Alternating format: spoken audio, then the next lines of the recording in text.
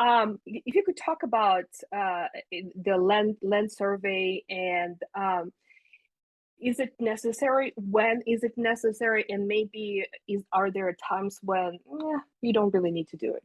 Sure. Now, a survey, what we're talking about here will be what buyers typically get is something called a house location drawing.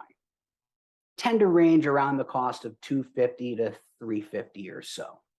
Now, there's a more comprehensive survey called a boundary drawing, which is typically purchased by a buyer who has specific construction intentions after closing.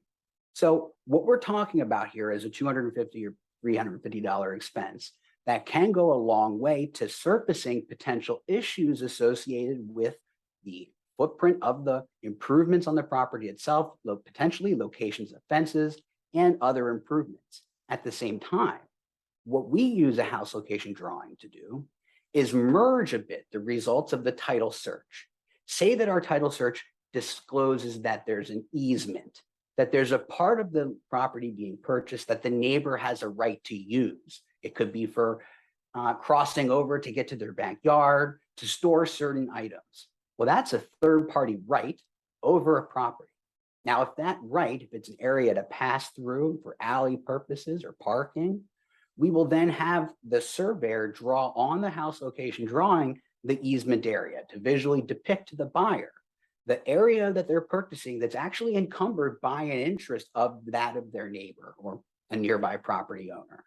So this house location drawing has typically a margin of error of about a foot, and it shows you the footprint of the home relative to the boundary lines. In many cases, if a buyer is purchasing with a lender and it's a single family home, the lender may require the house location drawing. So obviously then, golden rule, you're getting the house location drawing. But as you indicated, what if the lender says it's optional? Optional does not mean unimportant.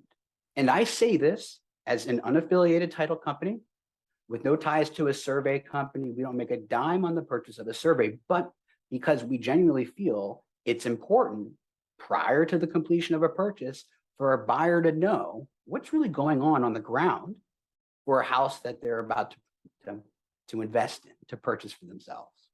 So sometimes may not be required. It's not legally required. Generally always advisable when you don't need a survey. My condo unit, I didn't need to get a survey. I could have checked the condo documents for layouts of mine and other units in the building. But here, typically we're going to see surveys, house location drawings, not typically, always applicable and helpful on detached and semi-attached housing. Less so row, it depends on row homes in the situation, but not in condominium units.